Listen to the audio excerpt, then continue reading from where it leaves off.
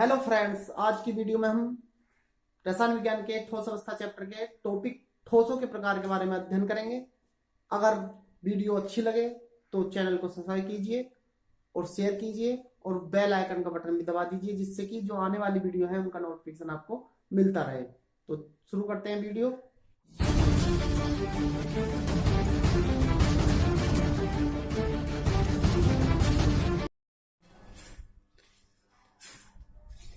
एक बार आपका फिर स्वागत है। आज का हमारा टॉपिक है ठोसों के प्रकार। इससे पहले की वीडियो ठोस क्या है, ठोसों के लक्षण क्या है, उसका वीडियो का लिंक मैंने डिस्क्रिप्शन में डाल दिया है, वहां जाकर आप उसे देख सकते हैं। तो आइए शुरू करते हैं ठोसों के प्रकार। तो ठोसों के प्रकार क्या होते हैं, कितने प्रकार होते हैं? तो ठोसों को बांटा गया है।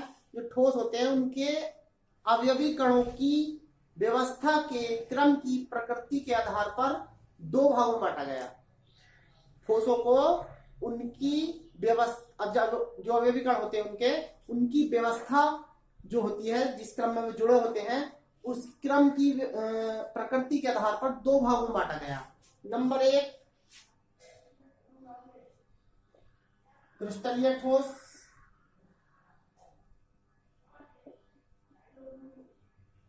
नंबर दो, अक्रिस्टलीय ठोस।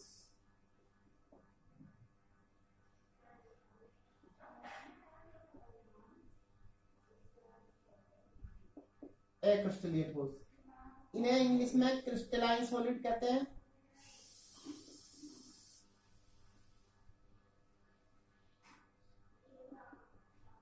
और इन्हें नॉन क्रिस्टलाइन सॉलिड।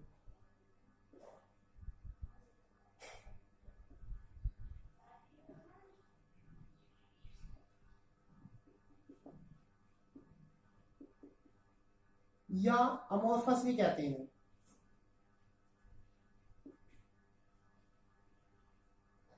ठीक है, क्रिस्टलाइन सॉलिड और नॉन क्रिस्टलाइन सॉलिड, या इन्हें अमोर्फस भी कहते हैं। तो पहले प्रकार की हम बात करते हैं।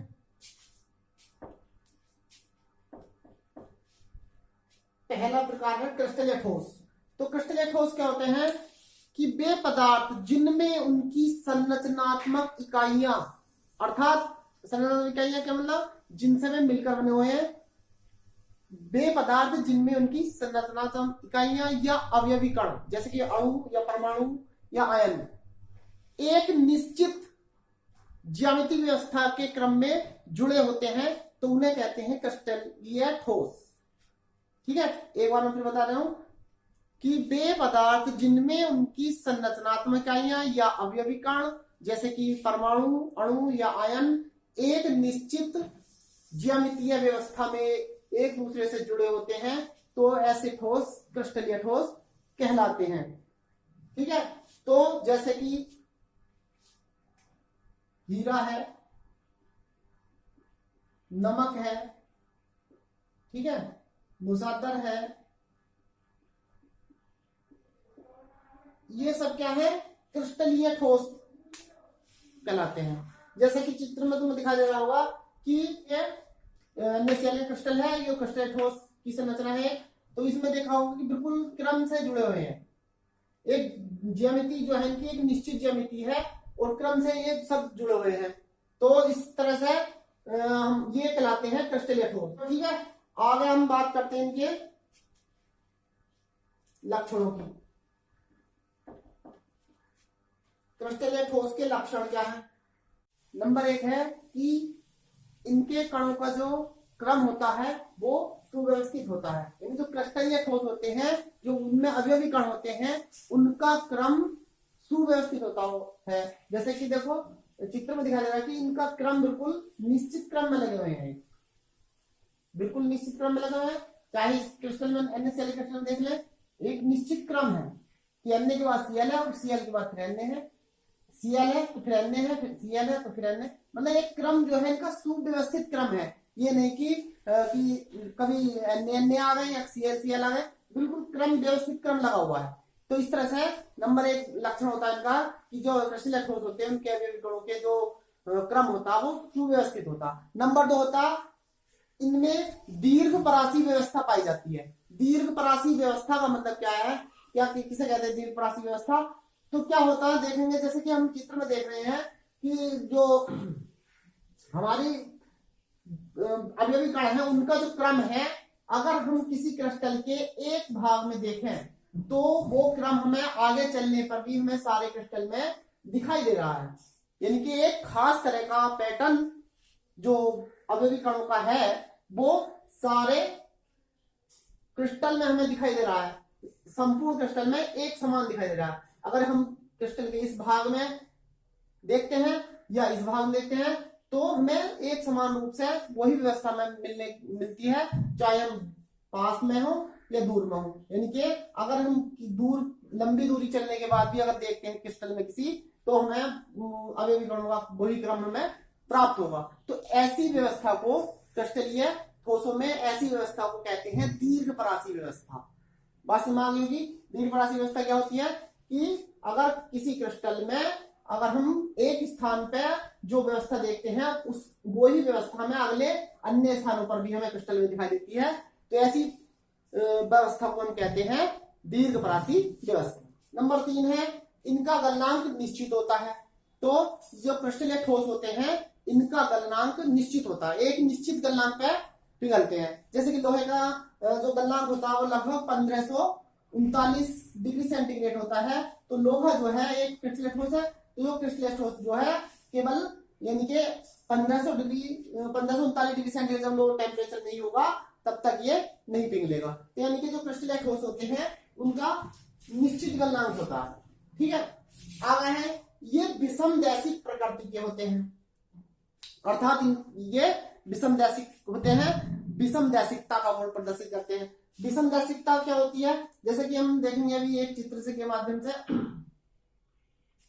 हमने मान लिया क्रिस्टल ठोस है, इसमें अवयवी कण ये लगे हुए हैं, निश्चित क्रम में लगे हुए हैं कि तो मतलब इनका क्रम बिल्कुल निश्चित है कि पहले एक अवयवी कण है फिर दूसरा फिर वही, मतलब क्रम बिल्कुल निश्चित क्रम में लगे हुए हैं, इस तरह से भी और इस तरह से भी। मगर हम अगर इस क्रिस्टल को विभिन्न विभिन्न दिशाओं में अगर देखते हैं तो क्या होगा, इस दिशा में अगर हम देखते हैं तो इसका मान वो इनका क्रम है वो अलग है, यानी कि एक प्लस का या एक माइनस का, एक ऋणात्मक आयन है, एक धनात्मक आयन है, एक ऋणात्मक एक धनात्मक। और अगर हम इस दिशा से देखते हैं तो इनका ये एक समान क्रम है। तो मतलब क्रम विभिन्न दिशाओं में भिन्न भिन्न होता है। जो एक ही क्रिस्टल होता है क्रिस्टल ठोसों का, एक ही क्रिस्टल में जो अवयवी कण है उनका जो क्रम है वो विभिन्न दिशाओं से देखने का अलग अलग हमें प्राप्त होता है।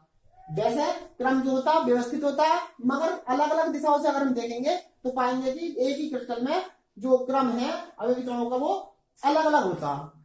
तो जैसे कि कुछ भौतिक गुण होते हैं क्रिस्टल ठोसों के, उष्मा चालकता, विद्युत चालकता, अपवर्तनांक, ये सभी क्या होते हैं, अगर इनको हम मापते हैं किसी क्रिस्टल में तो अलग अलग दिशाओं में यानी अलग अलग स्थानों पर किसी भी एक ही क्रिस्टल में उनका मान जो है अलग अलग आता है।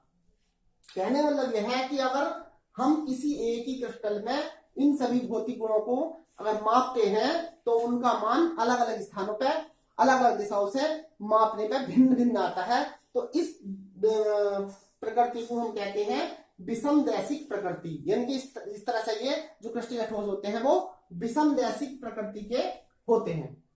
ठीक है, अगला पॉइंट है कि ये वास्तविक ठोस होते हैं, यानी कि जो क्रिस्टल ठोस होते हैं जब इनका आकार यानी कि निश्चित ज्यामिति होती है, व्यवस्थित क्रम में लगे होते हैं, तो इन्हें हम वास्तविक ठोस कह सकते हैं। यानी कि वास्तविक ठोस होते हैं, ये वास्तव में ये ठोस कहलाते हैं, तो ये वास्तविक ठोस होते हैं। अगला है ये स्पष्ट रूप से टूटते हैं।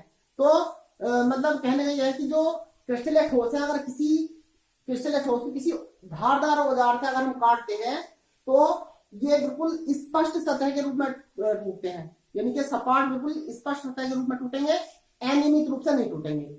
तो ये स्पष्ट सतह के रूप में टूटते हैं। तो इस प्रकार से ये इनके क्रिस्टल ठोसों के कुछ लक्षण थे। आगे हम पढ़ेंगे अक्रिस्टलीय ठोस के बारे में। तो अभी जैसे कि हमने क्रिस्टलीय ठोस के बारे में पढ़ा है, तो अगर हम क्रिस्टलीय ठोस हमने याद कर लिया है तो अक्रिस्टलीय ठोस जो है अपने आप ही स्वतः ही याद हो जाएंगे। कैसे देखें, क्या होते हैं जो अक्रिस्टलीय ठोस होते हैं वे ठोस होते हैं जिनमें जिनके अवयवी कण जो है दृढ़ होते हैं और कठोर होते हैं, परंतु उनमें निश्चित ज्यामिति यानी कि अवयवी कणों का निश्चित क्रम नहीं होता, तो वे कहलाते हैं अक्रिस्टलीय ठोस। आगे में यानी कि वे ठोस पदार्थ जिनके अवयवी कण कठोर होते हैं और दृढ़ होते हैं, मगर उनमें निश्चित ज्यामिति व्यवस्था नहीं पाई जाती, तो ऐसे पदार्थ कहलाते हैं अक्रिस्टलीय ठोस पदार्थ। जैसे कि कांच, रबर और प्लास्टिक, ये जो है अक्रिस्टलीय ठोस की श्रेणी में आते हैं, अक्रिस्टलीय ठोस कहलाते हैं। ठीक है, तो वे पदार्थ जिनकी निश्चित ज्यामिति नहीं होती वे कहलाते हैं अक्रिस्टलीय ठोस पदार्थ। बात समझ में आ गई होगी। इसके बाद चलते हैं इनके कुछ लक्षण है। क्या लक्षण है? तो क्या है, नंबर 1 देखेंगे क्या है कि इनके अवयवी कणों का क्रम व्यवस्थित नहीं होता। तो यानी कि जो अक्रिस्टलीय ठोस पदार्थ होते हैं, जो उनके अवयवी कण होते हैं, उनका क्रम व्यवस्थित नहीं होता। जैसे कि चित्र के माध्यम से देख रहे हैं, उसमें अक्रिस्टलीय ठोस में देखते हैं कि निश्चित क्रम में लगे, मगर इसमें देख रहे हैं कि जो अवयवी कण है वो अनिश्चित क्रम में लगे हुए हैं, कोई इनका निश्चित क्रम नहीं है। यहाँ कुछ और क्रम है, यहाँ कुछ और क्रम है, अलग अलग क्रम में लगे हुए हैं। तो जो अक्रिस्टलीय ठोस होते हैं उनका निश्चित क्रम नहीं होता। नंबर 2, इनमें लघु परासी व्यवस्था पाई जाती है। यानी कि लघु परासी व्यवस्था क्या होती है? जैसे कि मैंने अक्रिस्टलीय ठोस में बताया था दीर्घ परासी व्यवस्था, उसी प्रकार इसमें लघु परासी व्यवस्था पाई जाती है। दीर्घ परासी व्यवस्था में क्या होता है कि प्रत्येक स्थान पर एक सी व्यवस्था पाई जाती है, परंतु यहाँ देखेंगे अक्रिस्टलीय ठोसों में कि जो लघु परासी व्यवस्था होती है वो क्या होता है कि इसमें अवयवी कण जो होते हैं उनका क्रम लगातार बदलता चला जा रहा है। थोड़ी सी दूरी पर, लघु दूरी पर भी चलने पर बदलता चला जा रहा है निरंतर। तो अगर इस प्रकार की जो व्यवस्था होती है अवयवी कणों की, उसे कहते हैं हम लघु परासी व्यवस्था।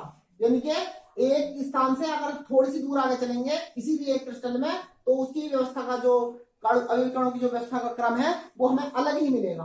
तो इस प्रकार इसकी व्यवस्था को हम कहते हैं लघु परासी व्यवस्था। अगला गुण है, इनके जो गलनांक होते हैं वो अनिश्चित होता है। इनके जो अवयवी कण होते हैं अक्रिस्टलीय ठोसों के, तो उनका जो गलनांक होता है, जो अक्रिस्टलीय ठोस होते हैं उनका गलनांक जो होता है वो अनिश्चित होता है।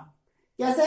क्योंकि अनिश्चित क्यों होता है? ये इनमें निश्चित ज्यामिति नहीं होती और ये ताप की निश्चित परास में पिघलकर पहले नरम होते हैं और फिर पिघलते हैं। इनका कोई निश्चित गलनांक नहीं होता, किसी भी ताप पे ये पिघल सकते हैं। और अगर इन्हें एक निश्चित ताप तक अगर गर्म करते हैं तो ये क्रिस्टलीय ठोस में भी बदल जाते हैं। अगला इनका गुण है कि ये समदैशिक होते हैं। यानी कि जैसे कि मैंने विषमदैशिक बताया था, ऐसे ही क्या होता है, समदैशिक क्या होते हैं कि जो समदैशिक होते हैं कि जो अक्रिस्टलीय ठोस होते हैं उनके अवयवी कणों का जो क्रम होता है वो हर प्रत्येक जगह, यानी किसी भी दिशा से अगर हम देखते हैं तो वो एक समान दिखाई देगा। यानी कि अक्रिस्टलीय ठोसों में जो विभिन्न भौतिक गुण होते हैं, अपवर्तनांक, विद्युत चालकता, उसमें चालकता, इनका मान प्रत्येक दिशा में और प्रत्येक स्थान पर एक समान आता है। तो इस प्रकार से ये समदैशिक होते हैं, यानी कि इनका गुण यह समदैशिकता कहलाता है। अगला गुण है, ये आभासी ठोस या अतिशीतित द्रव होते हैं। यानी कहने का मतलब यह है कि जो अक्रिस्टलीय ठोस होते हैं, अक्रिस्टलीय ठोसों में द्रवों की भांति बहने का गुण पाया जाता है। आगे में यानी जो द्रव अक्रिस्टलीय ठोस होते हैं उनमें द्रव की भांति बहने का गुण पाया जाता है, परंतु ये बहुत मंद होता है, इसलिए द्रवों के सदृश बहने की प्रवृत्ति होने के कारण इनको आभासी ठोस या अतिशीतित द्रव कहा गया है। तुमने देखा होगा कि माना जाता है कि जो पुराने भवन हैं उनकी जो कांच की खिड़कियां होती, कांच लगे होते हैं उसमें, तो उसमें कांच का जो ऊपरी सिरा होता है वो हल्का पतला होता है और जो निचला सिरा होता है वो कुछ मोटा सा दिखाई देता है। वो बहुत कम आभास होता है उसका मोटे का, जिससे कि वो हमें ज्यादा मोटा दिखाई नहीं देता। तो इस प्रकार से जो अक्रिस्टलीय ठोस होते हैं वो आभासी ठोस या अतिशीतित द्रव होते हैं। अगला पॉइंट है इसका, ये अनियमित रूप से टूटते हैं। तो अनियमित रूप से टूटते हैं तो क्या होता है कि अनियमित रूप से अगर इन अक्रिस्टलीय ठोसों को अगर हम काटें किसी तेज धार वाले औजार से, तो ये अनियमित रूप से टूटते हैं। अक्रिस्टलीय ठोसों की भांति स्पर्श सतह से नहीं टूटते हैं। तो ये इस प्रकार इनके एक्रिस्टल ठोसों के गुण थे, लक्षण थे, समझ में आ गया होगा। आगे चलते हैं, क्रिस्टलाइट ठोस और एक्रिस्टल ठोसों में अंतर क्या होता है, यानी कि हमें इनमें अंतर भी समझना जरूरी है, इनमें अंतर क्या होता है। तो देखते हैं क्रिस्टलाइट ठोस और एक्रिस्टल ठोसों में अंतर क्या है। तो अगर हम देखते हैं कि क्या है, कि अंतर क्या है। नंबर 1, क्रिस्टलाइट ठोस जो होते हैं इनके अवयवी कणों का जो क्रम होता है वो व्यवस्थित होता है, जबकि एक्रिस्टल ठोसों का जो अवयवी कणों का क्रम होता है व्यवस्थित नहीं होता। इनमें दीर्घ परासी व्यवस्था पाई जाती है, जबकि इनमें लघु परासी व्यवस्था पाई जाती है। ये इनका गलनांक निश्चित होता है और इनका गलनांक अनिश्चित होता है। विषमदैशिक प्रकृति के होते हैं क्रिस्टलाइट ठोस, और जबकि एक्रिस्टल ठोस होते हैं वो समदैशिक प्रकृति के होते हैं, और ये वास्तविक ठोस होते हैं और ये आभासी ठोस या अतिस्थित द्रव होते हैं। ये स्पष्ट रूप से टूटते हैं और ये अनियमित रूप से टूटते हैं। तो इस तरह से ये समझ में आ जाएगा एक्रिस्टल ठोस और क्रिस्टल ठोसों में अंतर। इन सब के बारे में डिटेल्स मैंने पहले बता चुका हूं, तो इसलिए ये समझ में आ गया होगा सभी की, और आशा करता हूं कि वीडियो अच्छी लगी होगी। अगर वीडियो अच्छी लगी हो तो चैनल को सब्सक्राइब करें और शेयर करें और बेल आइकन का बटन दबाना भी ना भूलें, जिससे कि जो आने वाली वीडियो है उनका नोटिफिकेशन आपको मिलता रहे।